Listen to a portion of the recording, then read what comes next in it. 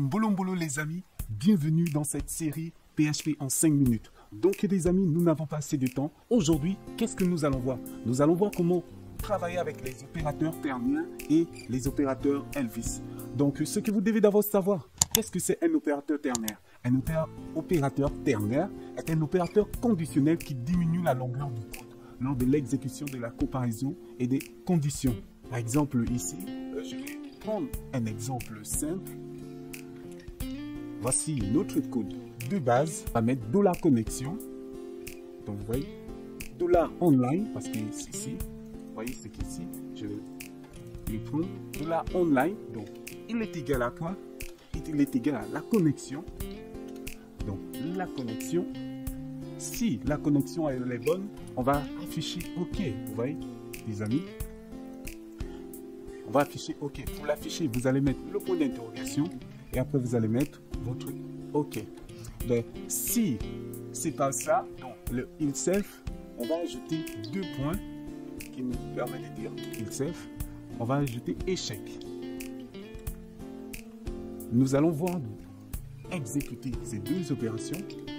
Ici, c'est la première opération. Je vais mettre un écho de online ici. Et après, je vais ajouter juste pour vous permettre de voir.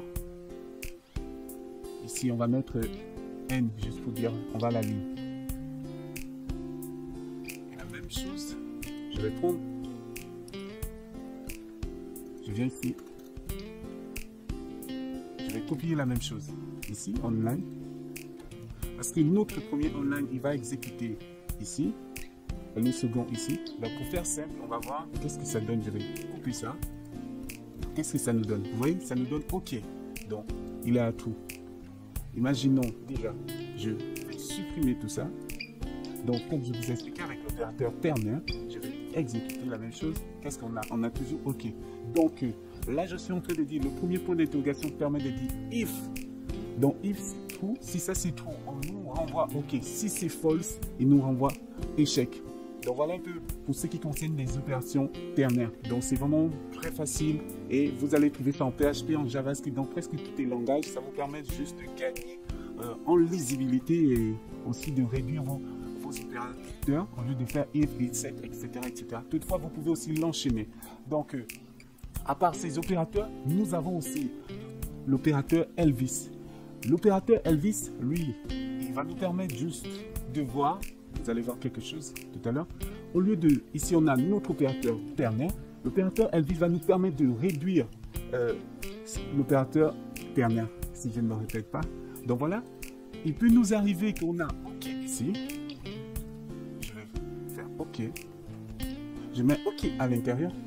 Et regardons, si je clique OP, on a toujours OK.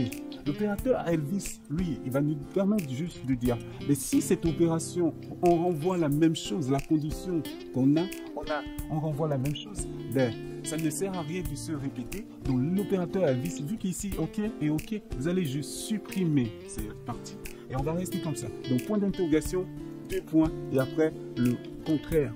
Si on n'a pas la bonne réponse dans le false, qu'est-ce qu'on a? On a toujours OK. Donc voilà pourquoi. Voilà comment on utilise l'opérateur Elvis. Vous allez voir que si je n'ai pas OK ici, ben si on n'a rien, par exemple, au départ, ici, on n'a rien, on met à nul. Prenons cet exemple, nul. Au départ, qu'est-ce qu'on a? Il nous renvoie échec. Vous voyez, les amis. Donc voilà un peu ce qui sert l'opérateur Elvis. Cet opérateur, vraiment, elle est pratique et peut vraiment vous aider. Je vais réitérer. Donc l'opérateur Elvis, elle renvoie son premier opérant si cet opérant renvoie un true. Donc si ici on a un true, il va nous renvoyer par exemple ici, si on met OK comme au début, il nous renvoyer OK. Mais si c'est un false, il va nous renvoyer l'échec.